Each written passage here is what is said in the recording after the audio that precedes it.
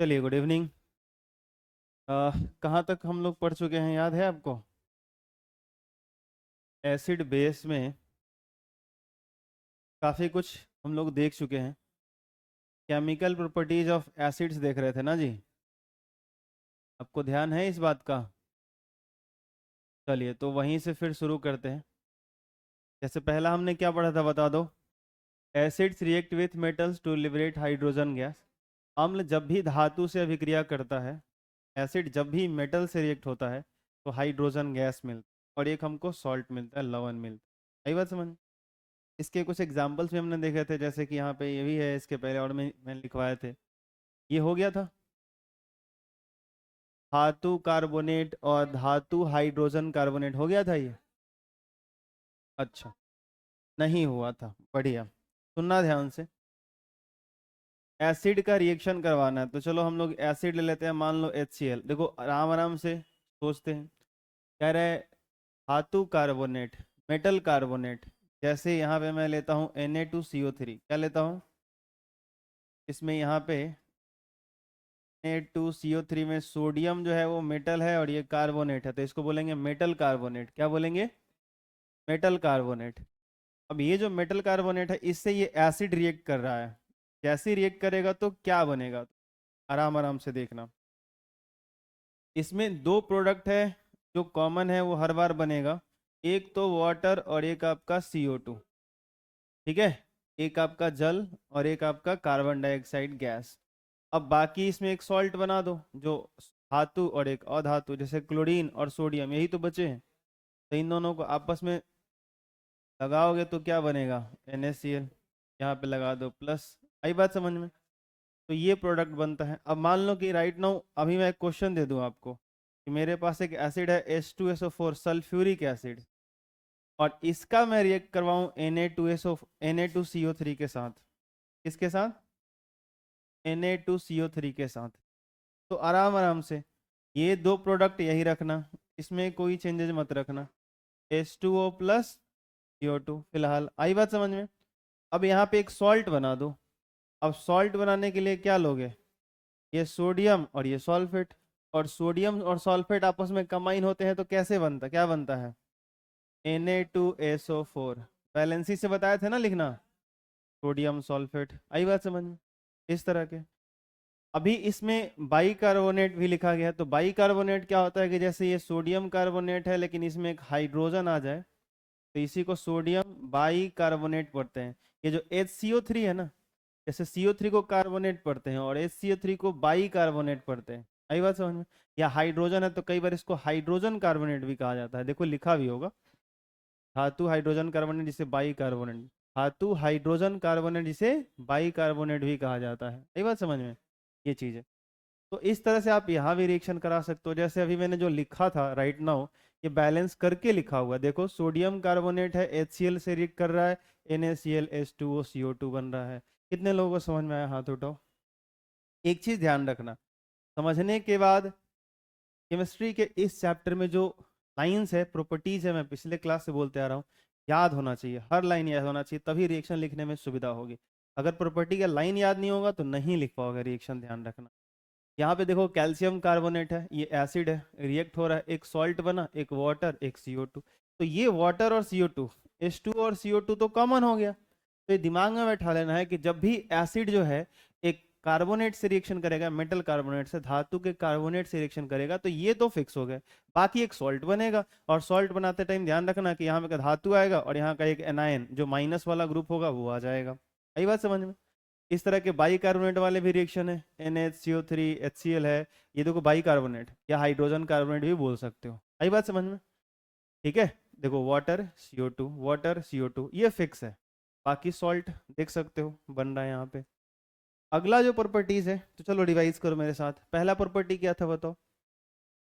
हाँ, जब भी अम्ल धातु से अभिक्रिया करता है तो हाइड्रोजन गैस देता है, कौन बनाता है और हाइड्रोजन गैस देता है। दूसरा क्या? जब भी अम्ल धातु के कार्बोनेट यानी मेटल कार्बोनेट या धातु के बाई कार्बोनेट यानी मेटल बाई कार्बोनेट से रिएक्शन करता है, तो क्या क्या देता है? वाटर, कार्बन डाइऑक्साइड गैस और एक सॉल्ट देता है, लवण। सही बात समझ में? बस इस तरीके से 2-4 बार प्रैक्टिस करोगे दिमाग में रहेगी बातें। चलो अगला है reaction of acid with basis. तो बेस तो अभी हमने पढ़ा नहीं है, लेकिन फिर भी ध्यान रखना जो अम्ल और क्षार होते हैं ये दोनों एक दूसरे से अपोजिट होते हैं। जैसे कई बार होता है ना, आपको बहुत तीखा लग गया तो मीठा ढूंढने लगते हो। हाँ, मम्मी कुछ मीठा है, बहुत तीखा लग गया है, याद है? कभी कभी बहुत तीखा अगर लगा हो तो हम लोग क्या करते हैं, ऐसा किया कभी? अंदर से मुंह का वो जो लार होता है, पानी जो होता है, वो पूरा गिरा रहे होते हैं काट के, हैं? ऐसा लगता है कि अंदर से मिर्च निकल जाएगा। ऐसा होता नहीं है बेसिकली, लेकिन हम लोग वो प्रयास करते हैं कि जल्दी से वो ठीक हो जाए। तो जैसे एक तरह से हम लोगों के लिए तीखा को खत्म मीठा कर देता है, मीठा बहुत ज्यादा हो गया तो थोड़ा तीखा खा लेता है तो मन करता है आहा क्या बात है कि नहीं? तो एक दूसरे के जैसे वो अपोजिट नेचर के होते हैं, वैसे ही एसिड वैसे एक दूसरे के अपोजिट नेचर के होते हैं। तो जब भी ये आपस में रिएक्ट करते हैं ना, तो एक दूसरे के इफेक्ट को खत्म करते हैं। जैसे मैंने वो एग्जाम्पल दिया था, याद है कि हल्दी जो है वो अगर आप साबुन या सरफ के साथ मिलाओगे तो लाल भूरा हो जाता है, रंग बदल जाता है। लेकिन जैसे ही फिर उसमें नींबू का रस डालोगे तो वो फिर पीला, हल्दी अपने रंग में आ जाता है। तो हल्दी का रंग बदल दिया किसने? साबुन वाला जो क्षारीय होता है। तो बेस अपना जाके गुण दिखा दिया, है कि नहीं? आया बोला मैं आ गया और मेरे प्रभाव में तुम हो, तुम तुम्हारा बदलेंगे। अब जैसी एसिड आया तो एसिड आया, अच्छा तुम कुछ नहीं कर सकता हल्दी का, हम आ गए, हम तुम्हारे प्रभाव को खत्म कर दें। तो जैसे ही नींबू आता है वो किसके प्रभाव खत्म कर देता है? बेस जो क्षार है। तो वो दोनों आपस में लड़के कट मरते हैं, एक दूसरे के प्रभाव को खत्म कर देते हैं, और जो हल्दी का पीला रंग है वो पिलाता है। ओ शाबा शाबा, आई बात समझ में? मतलब वो उसकी अपनी एक कहानी होती है।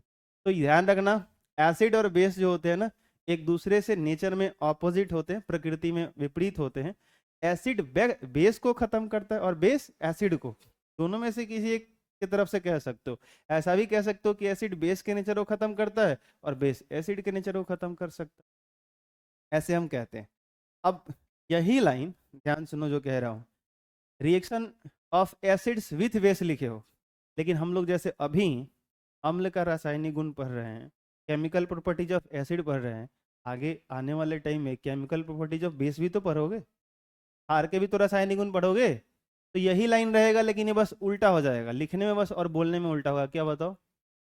Reaction of bases with acid. और रिएक्शन क्या बदल जाएगा? नहीं बदलेगा। समझ रही बात? बस इसमें एसिड यहाँ लिख रहे हो, बेस वहां लिख रहे हो, उस बार बेस पहले लिख दोगे, एसिड बाद में लिखोगे, उससे कोई फर्क पड़ेगा नहीं, दोनों सेम चीजें हैं। सही बात समझ में? तो ये एक ऐसा कॉमन प्रॉपर्टी है एसिड का और बेस का, जो आप दोनों में इस्तेमाल कर सकते हो। जरूर ध्यान रखना कि अम्ल क्षार से अभिक्रिया करके आपको याद है पिछले चैप्टर में हल्का सा मैंने जिक्र किया था उदासीनीकरण अभिक्रिया का, neutralisation reaction.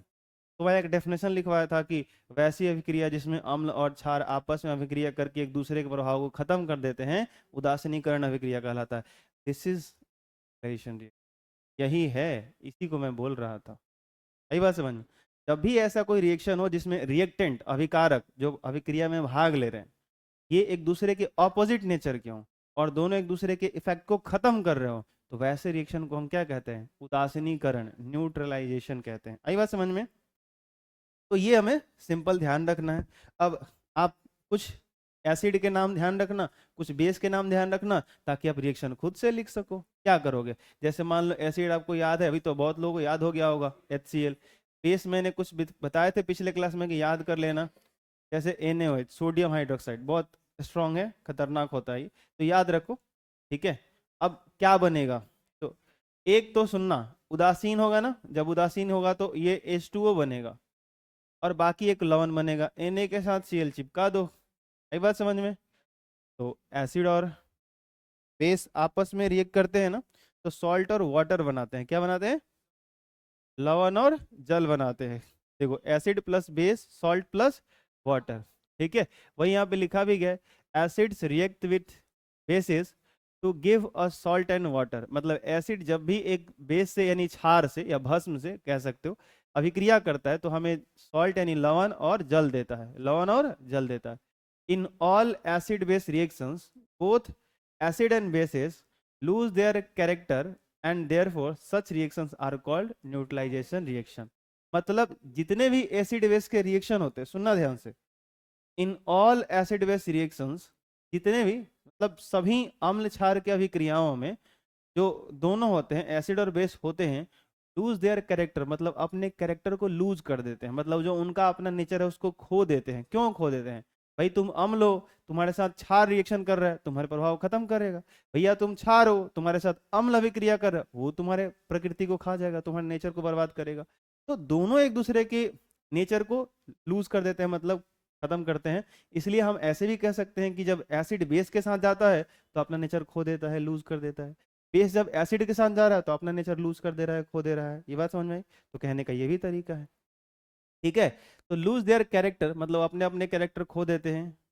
And therefore such reactions, मतलब इसलिए ऐसे रिएक्शंस को, जो भी ऐसे रिएक्शंस होते हैं, हम इसको क्या कहते हैं? उदासीनीकरण अभिक्रिया कहते हैं। जो मैं अभी समझा रहा था वही पूरा यहाँ पे लिखा हुआ है। लिखते टाइम मैं हिंदी में इसको कर दूंगा, लास्ट में आप लोग याद दिलाना। ठीक है, कितने लोगों को समझ में आया ये हाथ उठाओ। ठीक है, अच्छा एक चीज ध्यान रखना, आपको लगता हो ना सर इतना केमिकल रिएक्शन सब याद करना पड़ेगा, नहीं। आप ध्यान से देखो, जो मैं एसिड यूज कर रहा हूँ वो हमेशा HCl H2SO4 HNO3 यही सब तो एसिड यूज हो रहा है। तो अगर आपको ये चीजें दिखेंगी ना, थोड़ा सा प्रैक्टिस कर लोगे तो अच्छा हो जाएगा। अभी देखो मैं एक एसिड ले रहा हूँ H2SO4, मान लो मेरे को एसिड याद है और बेस नहीं याद है तो यही रख लेता हूँ NaOH। अब मैं तो फटाक से पहले एक पानी वाला बना दूंगा H2O। ठीक है, इसके साथ अब एक और क्या बनेगा, इधर सोडियम उधर सल्फेट, बना दो Na2SO4। ये तो बना बना के आप थक गए होंगे, कहेंगे हाँ सर अब छोड़ दो, आ जाएगा। आई बात समझ में? तो अगर आप किसी चीज को डिफाइन करते हो ना और एक दो रिएक्शन भी लिख देते हो, अपने आप में अच्छा कर रहे हो। रिएक्शन लिखते हो तो समझ में आ जाता है कि हाँ आप कहना क्या चाहते हो। बैलेंस करने आपको आता है? एक तो बताया था हिट एंड ट्रायल मेथड, संतुलित करना सिखाया था ना पिछले चैप्टर में। एक और मेथड कौन सा? ABCD method. वो प्रैक्टिस करते रहना ताकि ध्यान रहे। ठीक है, चलो देखो वही यहाँ पे बहुत सारे रिएक्शन दिए गए हैं, आप इसको कॉपी में जरूर नोट करना और अच्छे से इसको समझने की कोशिश करो। देखो ये नाइट्रिक एसिड है HNO3, NaOH क्षार है। अभी एक वाटर बना और दूसरा नाइट्रेट NO3 और Na, तो NaNO3 बना। आई बात समझ में? तो हमेशा एक सॉल्ट बन रहा है और एक क्या बन रहा है? वाटर। एक सॉल्ट एक वाटर, एक लवण और एक जल। आई बात समझ में? यहाँ भी अभी वही है, एसिड बेस एसिड बेस। आई बात समझ में? हाँ एक चीज आपको ध्यान दिलाना चाहूंगा, अगर मान लो कि, सुनना सुनना, एक चीज आप ध्यान दो कि आपको हम क्या करें, कम से कम 10-12 ऐसा बहुत तीखा मिर्च जो है खिला दिया जाए और आपको बहुत भयंकर तीखा लग जाए, आप रोने लगे, आपका जो ये सामने फेस का जो ये चेहरा है पूरा एकदम हिलने लगे, कांपने लगे, और आप कह रहे हो सर मुझे अब कुछ मीठा चाहिए वरना मैं मर जाऊंगा, क्योंकि इसको उदासीन उदासीन करना है, न्यूट्रलाइज करना है इसको, इसका ऑपोजिट नेचर वाला हमको चाहिए, जल्दी दीजिए वरना मैं मर जाऊंगा। मैंने बोला रुको रुको लाता हूँ, क्या टेंशन ला रहे हो। मैं घर के अंदर गया और चीनी का 2 कण लेके आया, आपके मुंह में डाल दिया। समझ रहे हो? तो जैसे ही मैंने चीनी का 2 कण लगाया और आपके मुंह के अंदर डाल दिया, आप बताओ मेरे को कि क्या आपका जो तीखापन है क्या वो खत्म हो जाएगा? हाँ, क्यों? क्योंकि एक का जो इम्पैक्ट है बहुत स्ट्रांग है और दूसरे का इम्पैक्ट क्या है? बहुत वीक है। एक बहुत ही स्ट्रांगली एक्ट कर रहा है, बहुत ही प्रबलता से आपके ऊपर हावी है, और दूसरा उसके सापेक्ष में है अपोजिट नेचर का, तो है चीनी चीनी होता है, मिर्च मिर्च होता है, तीखा तीखा होता है, मीठा मीठा होता है। तो नेचर में तो अपोजिट है, लेकिन कौन किस क्वांटिटी में है या किसका स्ट्रेंथ क्या है, कितना ताकतवर है, ये चीजें थोड़ी फर्क डालती हैं। आई बात समझ में? ध्यान रखना। तो यहाँ मैं इसलिए कह रहा हूँ ना, क्योंकि देखो जैसे ये एसिड है और ये बेस है, तो ये एक स्ट्रॉन्ग एसिड है। नाइट्रिक एसिड जो है वो एक प्रबल अम्ल है, उसकी जो ताकत है बहुत मजबूत है, बहुत स्ट्रेंथ वाला है। बेस ये जो NaOH है ना, इसका भी ताकत बहुत अच्छा खासा है। तो जब एक ताकतवर आदमी से लड़ता है ना, तो वो जो उदासीन होता है, वो जो न्यूट्रलाइजेशन होता है वो अच्छा खासा होता है, मतलब बढ़िया होता है। वहां जो उदासीनता होती है वो बराबर की होती है। अगर एक कमजोर आदमी से भिड़ेगा ना, ठीक है, एक बढ़ियार आदमी से भिड़ेगा ना, ठीक है, लेकिन सोच के देखो बढ़ियार आदमी को कमजोर आदमी से भिड़ जाए, हाँ कैसे टांग लेगा? टांग लेगा नहीं टांग लेगा? समझ रहे हो? तो कहने का मतलब ये है कि अगर कोई एसिड है, सुनना, कोई एसिड है और वो बेस से रिएक्ट कर रहा है। अब बेस बहुत कमजोर है, दुर्बल है, वीक बेस है बहन, कहाँ ध्यान है। बेस जो है वो वीक है, कमजोर है, और जो एसिड है वो स्ट्रांग है। तो एसिड क्या करेगा, बेस के प्रभाव को खत्म कर देगा, और फिर भी वो सॉल्यूशन न्यूट्रल नहीं रहेगा, वो पूरा सॉल्यूशन एसिडिक रहेगा। क्यों, सोचो। क्योंकि एसिड कैसा था, स्ट्रांग था। नहीं समझ में आया, एसिड कैसा था, जो अम्ल था वो प्रबल था, और बेस था, तो जो बेस था उसकी ताकत कम थी, वो दुर्बल था, वो वीक था। तो उसके इफेक्ट को खत्म भी कर दिया, और अपने इफेक्ट को हावी रखा है। वो अपने इफेक्ट को खत्म नहीं होने दिया। हाँ, कुछ इसका भी कम हुआ होगा, लेकिन 100% खत्म नहीं हुआ, क्योंकि सामने वाला जो था वो क्या था, कमजोर था। ये तो उसको खत्म कर पाया, लेकिन उसने इसको नहीं खत्म कर पाया। तो जो सोल्यूशन होगा, वो जो सब्सटेंस होगा, मटेरियल जो होगा, वो कैसा होगा, एसिडिक रह जाएगा। ऐसे ही उल्टा सोचो, अगर कोई बेस है, कोई क्षार है, वही मजबूत है, वही स्ट्रांग है, और एसिड वीक हो जाए, और उन दोनों का आपस में रिएक्शन करा दिया जाए, तब तो नेचर कैसा होगा, बेसिक नेचर का हो जाए। आई बात समझ में। तो जब हम ये बात कहते हैं कि acid react with water to form salt and water, जब अम्ल क्षार से अभिक्रिया करता है और लवण और जल बनाता है, तो हमें ये बात ध्यान रखनी है कि जब एक स्ट्रांग एसिड एक स्ट्रांग बेस से रिएक्ट करता है, तो वहां जो उदासीनीकरण होता है, वहां जो न्यूट्रलाइजेशन होता है, वो बेहतर होता है, अच्छा होता है। एक वीक एसिड एक वीक बेस से रिएक्ट करेगा, तो वहां भी न्यूट्रलाइजेशन ठीक होगा। लेकिन अगर एक स्ट्रांग एसिड है, एक वीक बेस है, तो रिएक्शन होगा, तो जो न्यूट्रलाइजेशन होगा वो परफेक्ट नहीं। कुछ बात समझ में आई। एक स्ट्रांग बेस एक वीक एसिड से रिएक्ट करेगा, तब भी नहीं होगा। बात समझ आई। कितने लोग का हाथ उठाओ, आया। तो ये ध्यान रखना आप। अब यहां से तो हम लोगों का, अब जैसे यहाँ पे, ये मैं इसलिए कह रहा था, अगर आप ध्यान से देखो ना, तो ये वाला जो, ये क्या है, बेस है, क्या है बोलो, और ये क्या है, तो पता है ये आपका स्ट्रांग है। आगे मैं लिखवा दूंगा कौन स्ट्रांग है कौन वीक है, घबराना मत। ये स्ट्रांग एसिड है, और ये वीक बेस है। क्या है बताओ। तो अब यहाँ पर जो इफेक्ट, ये तो पानी बनना था, बना, उदासी ऐसा नहीं, न्यूट्रलाइजेशन नहीं होगा, उदासीनीकरण होगा, वाटर बनेगा। लेकिन ये जो सॉल्ट बना ना, ये जो सॉल्ट बना, इसका नेचर अभी कैसा रहेगा, एसिडिक। क्यों, क्योंकि एसिड स्ट्रांग था, और ये कैसा है, वीक है। आई बात समझ में। तो ये थोड़ा सा भी ध्यान रखना, क्योंकि ऐसे पूछा जा सकता है कि कौन सा सॉल्ट। अभी जैसे देखो, ये KOH स्ट्रांग है, ये मैंने बोला ना, मैं बता दूंगा आगे चल के कौन स्ट्रांग है कौन सा वीक है। लेकिन ध्यान रखो, ये मैं जो बोल रहा हूँ उस पर सुनो। अभी ये स्ट्रांग है, और ये भी स्ट्रांग है, सॉरी, नहीं वो वीक है। इस बार देखो, यहाँ ये एसिड है, ये वीक है, क्या है, ये वीक है। और इस बार जो बेस है यहाँ, ये स्ट्रांग है। अब बताओ, यहाँ जो सॉल्ट बना होगा, इसका नेचर कैसा होगा, ये बेसिक नेचर का होगा। ये जो सॉल्ट, ये सॉल्ट बना, लेकिन ये न्यूट्रल नहीं होगा। ये पूरा का पूरा इसका नेचर उदासीन वाला नहीं होगा। इसके अंदर बेसिक नेचर, क्षारीय वाला गुण कुछ ना कुछ बचा रहेगा। आई बात समझ में। इधर देखो क्या हो रहा है, HNO3 नाइट्रिक एसिड स्ट्रांग है, NaOH स्ट्रांग है, स्ट्रांग स्ट्रांग लड़ रहा है। ये जो बना ना, ये न्यूट्रल है। क्या है ये ना तो एसिडिक नेचर है ना बेसिक नेचर है। ये देखो, ये स्ट्रांग है, ये स्ट्रांग है, मजबूत मजबूत लड़ा, दोनों एक दूसरे के प्रभाव को खत्म किया। ये न्यूट्रल, ये न्यूट्रल, उदासीन उदासीन। ये स्ट्रांग है, NaCl नमक, उदासीन है, जो आप आमतौर पर इस्तेमाल भी करते हो। ये न्यूट्रल, पानी तो जब भी एक स्ट्रांग से लड़ेगा ना, क्या बोला मैंने, जब भी एक स्ट्रांग एसिड स्ट्रांग बेस से लड़ेगा ना, तो जो न्यूट्रलाइजेशन का प्रोसेस होगा, उदासीनीकरण का जो प्रक्रिया होगा, वो अच्छा होगा। बात समझ में आई।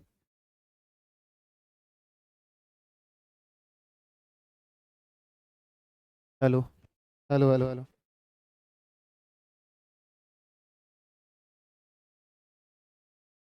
Hello, hello, hello, hello, hello, hello.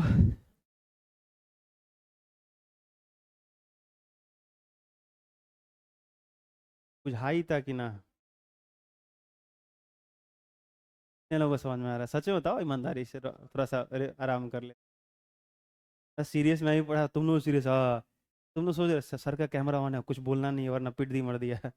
हैं, ऐसा सोचते हो तुम लोग ना, ऐसा नहीं है। बस अर्थे समझ में आना चाहिए। आ रहा नहीं आ रहा है? अरे बोलो। देखो चैप्टर एकदम अच्छे से क्लियर होना चाहिए, ठीक है। हाँ,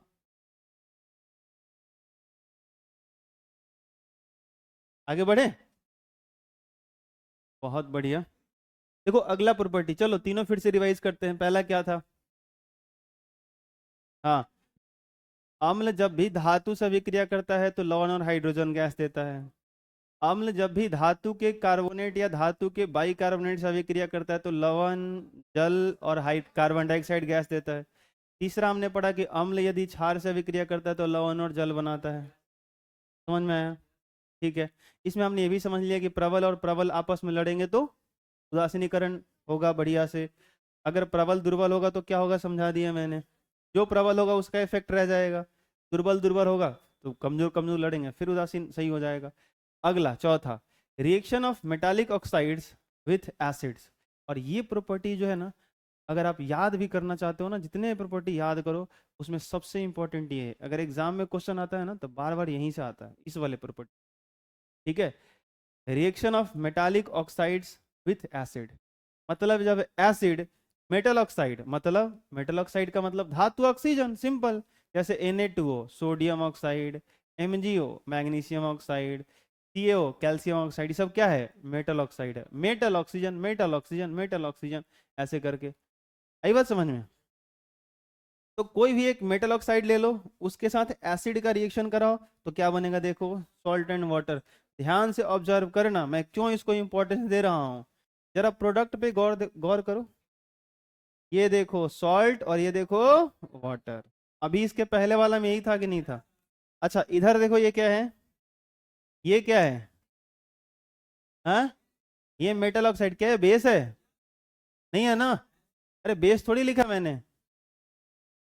यहाँ पे ध्यान से देखना, ये एसिड है और जो प्रोडक्ट में है सॉल्ट एंड वाटर। और जरा इसके जस्ट पिछले वाले पन्ने पे आ जाओ, यहाँ पे ये देखो सॉल्ट एंड वाटर, और यहाँ एसिड है। इसके साथ क्या है और इसके साथ क्या है? Metal oxide. इसका मतलब कुछ निकाल सकते हो? ये बेस नहीं है, इसका नेचर बेसिक है। कुछ भी बोल दोगे आप लोग।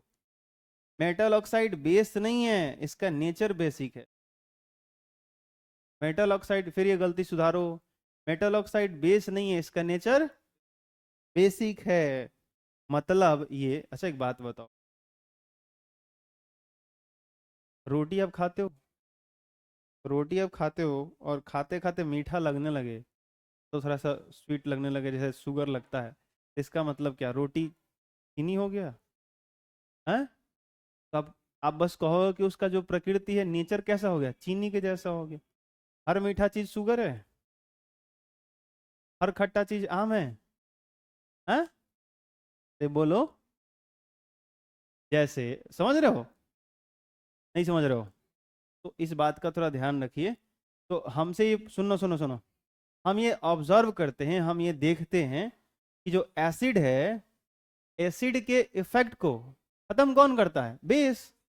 अम्ल के प्रभाव को खत्म कौन करता है? क्षार, बेस, या उसी को भस्म बोलो। लेकिन यहाँ पे जब मेटल ऑक्साइड, जब मेटल ऑक्साइड जब मेटल ऑक्साइड एसिड के इफेक्ट को खत्म करके सॉल्ट और वाटर बना दे रहा है, तो हम कहेंगे कि भाई देखो, तुम भी कैसा काम कर रहे हो, वैसा ही काम कर रहे हो जैसा बेस काम करता है। तुम बेस हो नहीं, लेकिन वही तो काम तुम कर रहे हो जो बेस करता है, जो क्षार करता है। तो मेटल ऑक्साइड का जो नेचर होता है वो कैसा होता है? बेसिक होता है। बेस मत बोलना, नेचर में बेसिक बोलना। तो ये सवाल पूछे जाते हैं। तो राइट नाउ जैसे एग्जांपल देखो, कॉपर ऑक्साइड, यहाँ पे एसिड है, रिएक्ट हुआ, कॉपर क्लोराइड CuCl2, और यहाँ पे H2O। ये जो ब्रैकेट में आपको 2 दिख रहा होगा ना, तनाव मत लेना, यहाँ पे कॉपर पे 2+ है इसलिए ऐसा दिया हुआ है। जब ये ब्रैकेट में कहीं 2 लिखे कहीं 1 लिखे तो इसका मतलब होता है कि वहाँ कितना प्लस है उसके ऊपर ये बताया जा रहा है। ठीक है, ध्यान रखना। तो ये उसी के लिए दिया जाता है जिसका वेरिएबल होता है। ऐसा सिंबल आप सोडियम के बाद, सोडियम की जगह पे नहीं देखोगे, क्योंकि सोडियम का फिक्स होता है +1 होता है, कहीं भी रहेगा वो +1 में, कहीं उसका चेंज नहीं होता है। तो यहाँ पे जो है सो कि आपका 2 है, 2 दिखाते हैं, कॉपर का +1 भी होता है। तो ये बच्चों को कंफ्यूजन ना हो जाए, इसलिए एज ए क्लियरिटी यहाँ पे डाला रहता है। वैसे ही यहाँ पे देखो सोडियम ऑक्साइड Na2O एक मेटल ऑक्साइड है, एसिड से रिएक्ट कर रहा है, देखो NaCl और वाटर। यही रिएक्शन अगर आपको याद हो तो जब NaOH था, सही से याद करो, जो कि एक क्षार था, स्ट्रॉन्ग बेस था, तो ये HCl से रिएक्ट कर रहा था, तब जाके क्या बन रहा था, NaCl और प्लस H2O ऐसा बन रहा था। बोलो बन रहा था कि नहीं बन रहा था? तो आप देख रहे हो कि ये रिएक्शन और ये रिएक्शन में ऑलमोस्ट चीजें सेम है। तब बस यहाँ पे ये क्षार है और यहाँ पे मेटल ऑक्साइड है, तो हम यही समझेंगे भाई तुमको न्यूट्रलाइज करने वाला यहाँ पे कोई क्षार है और यहाँ न्यूट्रलाइज करने वाला कोई दूसरा चीज है, तो हम बोलेंगे कि तू जो तुम्हारा नेचर है वो इसके जैसा है, नीचे वाला के जैसा तुम हो। आई बात समझ में? अरे बोलो। हाँ क्या बोल रहे हो, इसके जैसा ये?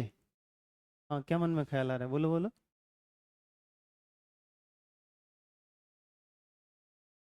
अच्छा इसके एग्जाम्पल में इसको और इसके एग्जाम्पल में इसको, जैसे मतलब एसिड बेस से रिएक्ट करके सॉल्ट एंड वाटर बनाता है, तो ये लिख दें?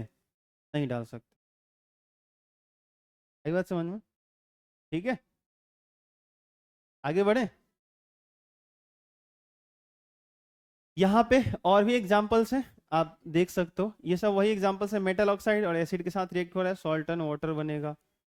देखो यहाँ पे वही चीज जो मैं समझा रहा था लिखा है, यह ध्यान दिया जा सकता है, ठीक है, कि नमक और पानी बनाने के लिए एसिड और धातु ऑक्साइड के बीच की प्रतिक्रिया, नमक और पानी बनाने, दोबारा हो गया क्या ये रिपीट हो गया ना, तो गड़बड़ है इसमें।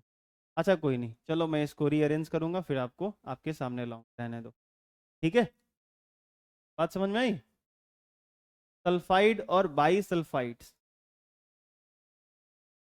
ठीक है, अगर एसिड जो है अगर सल्फाइड से रिएक्शन करता है तो क्या होता है, तो यहाँ पे सॉल्ट, वाटर और सल्फर डाइऑक्साइड। वाटर आप लोग जानते हो H2O, सल्फर डाइऑक्साइड जानते हो SO2, सल्फर जैसे कार्बन डाइऑक्साइड जानते हो ना CO2, कार्बन डाई का मतलब दो, या ऑक्सीजन, कार्बन डाइऑक्साइड, तो सल्फर डाइऑक्साइड, ध्यान रहेगा। देखो सल्फर डाइऑक्साइड, मोनो मतलब एक, डाई मतलब दो, ट्राई तीन, टेट्रा चार, ऐसे होता है। आई बात समझ में? ठीक है, ध्यान। तो एक तो SO2 बनेगा और एक वाटर बनेगा, एक सॉल्ट बनेगा। अब सल्फाइड और बाई सल्फाइड, तो जैसे अभी आप क्या समझे हो, तो यहाँ क्या ध्यान रखना है कि अगर SO3 है, क्या है बोलो, तो ये सल्फाइड है, क्या है बोलो, और अगर कहीं दिख रहा है HSO3, क्या दिख रहा है HSO3, इस पे -1, इस पे माइनस, ठीक है, इस पे 2 माइनस, इस पे 1 माइनस, तो इसको सल्फाइड बोलेंगे, इसको बाई सल्फाइड बोलेंगे। आई बात समझ में? या हाइड्रोजन सल्फाइड भी बोल सकते, ठीक है। तो अब ले लो, जैसे सोडियम सल्फाइड है। हाँ एक बात ध्यान रखना, आप बार बार सोडियम सल्फेट लिख रहे थे अभी तक, तो ऐसे लिख रहे थे, याद करो Na2SO4, याद है ना, तो जो SO4 है वो सॉल्फेट है और जो SO3 है वो सल्फाइड है, नहीं दे रहे? हाँ तो ये ध्यान रखना, ये डिफ्रेंसिएशन होना चाहिए दिमाग में, नहीं तो बुरे फंसोगे। समझ में आई बात? तो जो डाइल्यूट, एक और जिसमें वर्ड यूज किया है तनु अम्ल सल्फाइड्स या हाइड्रोजन सल्फाइड्स, या उसी को बाइसल्फाइड्स कह सकते हो, उसके साथ प्रतिक्रिया करके सल्फर डाइऑक्साइड देते हैं। देखो ये सब प्रॉपर्टीज याद करने का, लिखने का, पढ़ने का फायदा क्या है, सुनो। राइट नाउ मान लो कभी तुम्हें जरूरत पड़ गई कार्बन डाइऑक्साइड गैस की, कार्बन डाइऑक्साइड गैस क्यों जरूरत पड़ती है? सांस लेने के लिए, CO2 सांस लेने के लिए। जैसे आग वगैरह कहीं लग गया तो CO2 क्या होता है, आग को बुझा देता है, बुझाता है कि नहीं बुझाता? कार्बन डाइऑक्साइड जो है वो आग बुझाने में हेल्प करता है, ठीक। तो आपको अगर ये पता है कि जैसे मान लो वहीं पे चलें क्या, कहीं यहाँ पे, जैसे ठीक है रहने दो, जैसे ये वाला पता है कि जैसे कोई मेटल बाइकार्बोनेट है NaCO3, पता है इसका नाम क्या है, एक और कॉमन नेम बेकिंग सोडा, जो खाने वाला सोडा भी इस्तेमाल करते हो ना, कि वही है NaCO3, ठीक है। अरे वाइट वाइट देखा आपने, तो ये सोडियम बाइकार्बोनेट है। अब इसके साथ सुनना, इसके साथ एक एसिड का रिएक्शन आप पढ़ लिया आपने। अब जब ये रिएक्ट होता है तो क्या बनता है, एक सॉल्ट बना NaCl, एक पानी बना, और एक CO2 बना। देखो इसमें जो तीनों प्रोडक्ट बना ना, बड़ा हेल्पफुल है आग बुझाने के लिए। NaCl, नमक, ये आपका जो है सो कैसा नहीं आग को जलने में हेल्प करेगा, सॉल्ट है। पानी आग को बुझाता है, CO2 भी आग को बुझाता है। आई बात समझ में? तो आप वहाँ पे क्या कर सकते हो, बेकिंग सोडा का इस्तेमाल कर सकते हो, ठीक है। और जहाँ पे बहुत ज़्यादा आग लगती है ना, वहाँ पे आपको कुछ वैसा ही चाहिए होता है, जहाँ पे जितने सारे प्रोडक्ट बने, बहुत सारी जो चीज़ें हों, वहाँ पे सब का सब आग बुझाने में हेल्प करें। आई बात समझ में? ठीक है, ये ध्यान रखा जाता है। खैर, इसमें और भी कहानी है, लेकिन ये सब इंटरेस्टिंग चीज़ें हैं। तो अब हम लोग यहाँ पे डिस्कशन ये कर रहे थे कि जब एक सल्फाइड, ठीक है, एसिड से रिएक्ट करता है तो क्या बनता है। तो देखो यहाँ पे, जैसे ये मेटल सल्फाइड है, ये CO3, calcium sulphide, calcium sulphide, ये है एसिड। से रिएक्शन किया तो एक सॉल्ट बना CaCl2, कैल्शियम क्लोराइड, और एक वाटर बना, एक सल्फर डाइऑक्साइड बना। दिखाई दे रहा है? अरे बोलो। वैसे ही ये Na2SO4 नहीं है, गौर करना, Na2SO3 है, सोडियम सल्फाइड है। ये क्या बताओ, ये एसिड है, रिएक्शन हुआ तो सोडियम सॉल्फेट बना यहाँ पे, जो कि एक सॉल्ट है, एक वाटर, और यहाँ पे क्या, सल्फर डाइऑक्साइड। सही बात समझ में? तो जहाँ पे जो गैस या जो प्रोडक्ट आपको मिल रहा है, उसका जहाँ पे ज़रूरत पड़े, आपको ये प्रोडक्ट याद रहेंगे कि ये रिएक्शन करता है तो ये बनता है, आप उससे सचेत भी रहते हो, सतर्क भी रहते हो, ठीक है। कार्बन डाइऑक्साइड अगर हार्मफुल है, सोचो हाइड्रोजन गैस बहुत ही ज्वलनशील गैस है, तो आप इस बात का ध्यान रखोगे कि अगर कहीं मेटल और एसिड आपस में रिएक्ट कर रहे हैं तो वहाँ पे आग नहीं होनी चाहिए, इसे बचाना पड़ेगा, वरना हाइड्रोजन गैस बहुत भयंकर तरीके से जलता है। सही बात समझ में? ठीक है, ये ध्यान रखने हम। तो ये और भी रिएक्शंस है, आप नोट कर सकते हो। तो ठीक है, यहीं तक मैं रहने देता हूँ, आप इसको लिख लो पहले, बाकी हम लोग आगे करेंगे। ये मैंने एक कुछ छोड़ा था ना इंग्लिश का हिंदी ट्रांसलेट करने के लिए। अच्छा, वो अभी मैं कर देता हूँ, ठीक ना। आप पहले लिखो, ये हो गया था, ये वाला, ये बताओ, यहीं से करना था। चलो, ये स्टेटमेंट लिख चुके हो? कौन कौन नहीं लिखा, हाथ उठाओ। अच्छा, 2 मिनट रुक जाओ, लिखो जल्दी से लिखो।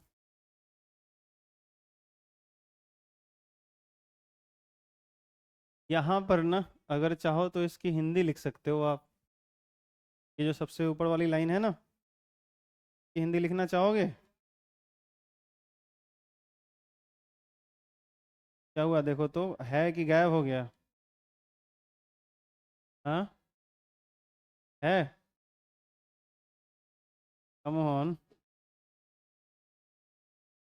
ये जो लाइन है ना, इसकी मैं हिंदी यहाँ पे लिख देता हूँ। सिमिलरली, मतलब इसी प्रकार,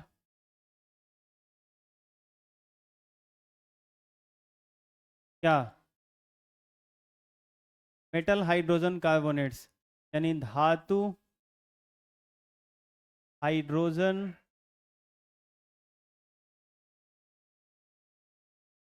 कार्बोनेट, या इसी को एक और बोलते हैं, आप लोग बताओ क्या बोलते हैं? बाई कार्बोनेट, हाँ बढ़िया। इसी प्रकार धातु हाइड्रोजन कार्बोनेट अम्ल से अभिक्रिया कर, अम्ल से अभिक्रिया कर क्या देता है बताओ? CO2, यानी कार्बन डाइऑक्साइड गैस देता है। लिबरेट द CO2, अपने अपने लैंग्वेज में नोट कर लो।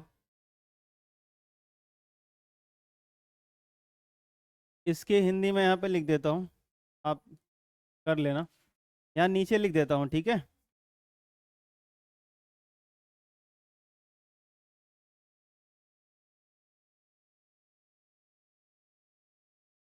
लिखना,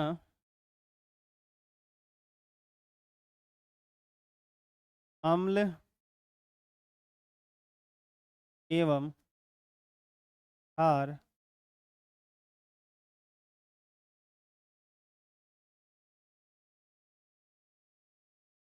अभिक्रिया करके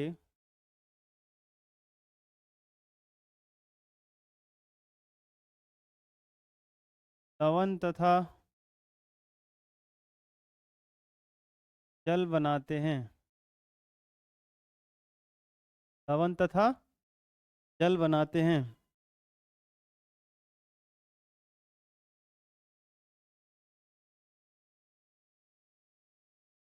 आगे लिखना, इस प्रकार के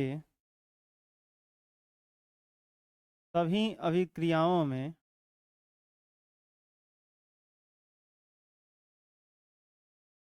इस प्रकार के सभी अभिक्रियाओं में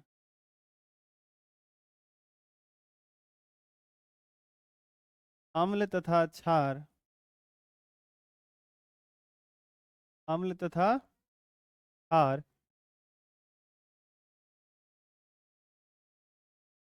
अपने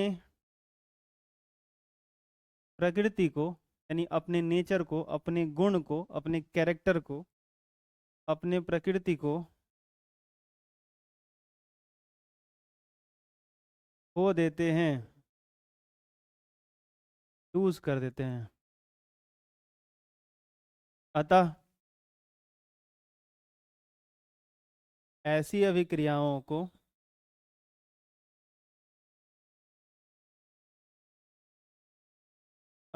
ऐसी अभिक्रियाओं को ही क्या कहा जाता है जी? उदासीनीकरण।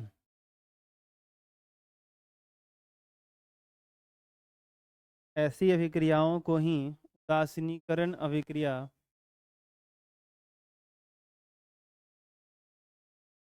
कहा जाता है।